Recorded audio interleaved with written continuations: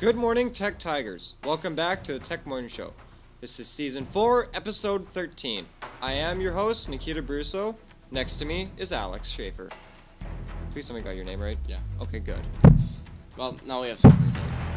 No, we can just edit that out. Oh, yeah. Yeah, just keep going.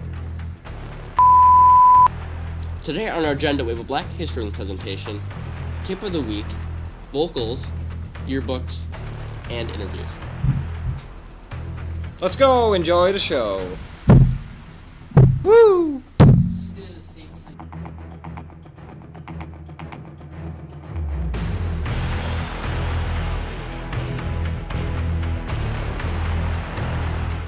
Tigers, don't forget to order your yearbook and make this year a year to remember. Welcome back, Tech Tigers. We'd just like to give a special shout out to the choir for putting on an amazing performance.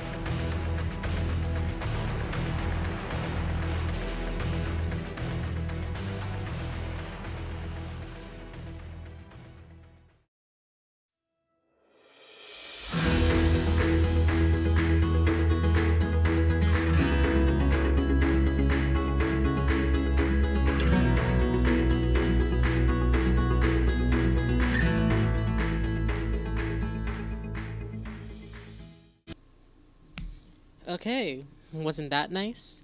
Now check out some student interviews.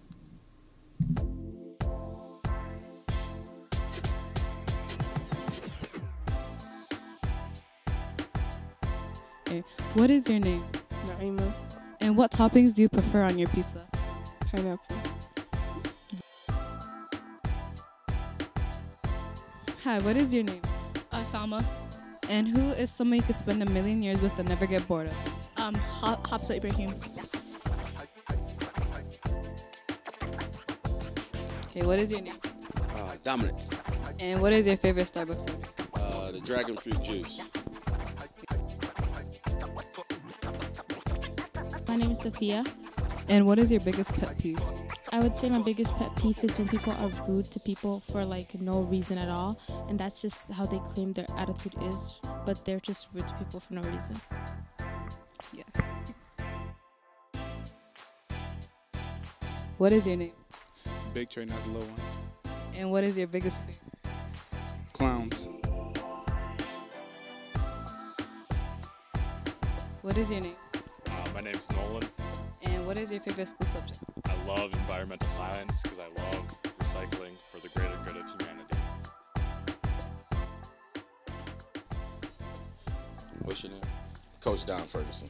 All right, my question is, if you could live anywhere in the world, where would it be? Anywhere in the world, it would be somewhere warm, all year round, great food. I would say Puerto Rico.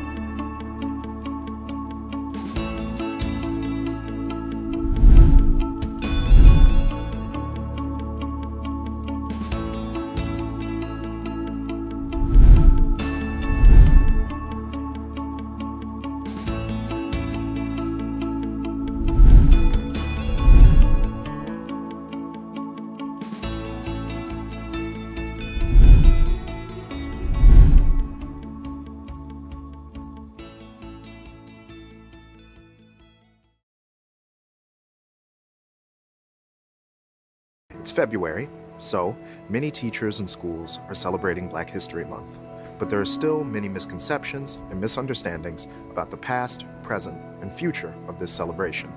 So today, I thought we'd go back to the beginning. Hi, this is Mike Hines, and I'm a professor here at the Stanford Graduate School of Education, where my work focuses on the history of America's schools.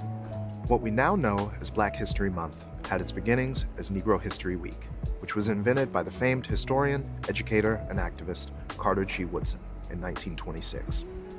Negro History Week was a direct challenge to traditional curricula of the time period, which often degraded and dehumanized Black people. Negro History Week was also inextricably linked to Black calls for social and political equality. More than just a chance to talk about a few notable achievements, Negro History Week was a call to action. Although Negro History Week became one of his most widely known interventions, it was only part of Dr. Woodson's efforts to develop, democratize, and disseminate information on Black history. He also pursued this work through the establishment of the Association for Negro Life and History, its journals, the Journal of Negro History and the Negro History Bulletin, and textbooks, speeches, pamphlets, and materials for every grade level from college down to kindergarten. Now, Woodson didn't do this work alone. Moving from idea to reality took the dedication of thousands of Black teachers, most of them women, who were largely responsible for shaping the celebration through their work in the classroom. It also took the work of entire communities, including churches, fraternities and sororities, libraries and lodges, social clubs, and civic organizations. This reflected Woodson's desire to encourage lay people, not just academics, to preserve and present their own histories. As the movement continued to grow, it outstripped the bounds of a single week, and the word Negro, which was outdated by the 1960s, was replaced by a new generation born and raised in the civil rights struggle. Black History Month emerged in its current form during those decades and is still going strong. So, is this celebration still relevant today? Well, it depends on who you ask. Critics charge that the progress we've made from the 1920s to the 2020s has largely made Black History Month irrelevant.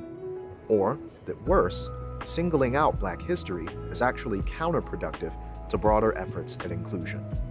Although we may have made progress, however, research from the Southern Poverty Law Center and other sources still shows that we are far from our goal of honoring the multiple voices in our classrooms and challenging dominant narratives.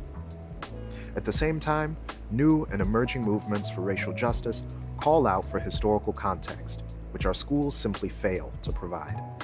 Carter G. Woodson himself was cautiously optimistic that students in the future would no longer need Black History Month if we taught in ways that honored and elevated our students and told their stories all year long. But we're not there yet. So Black History Month will continue to be what it always has been: a celebration, a stinging indictment, and a call to action, all in one.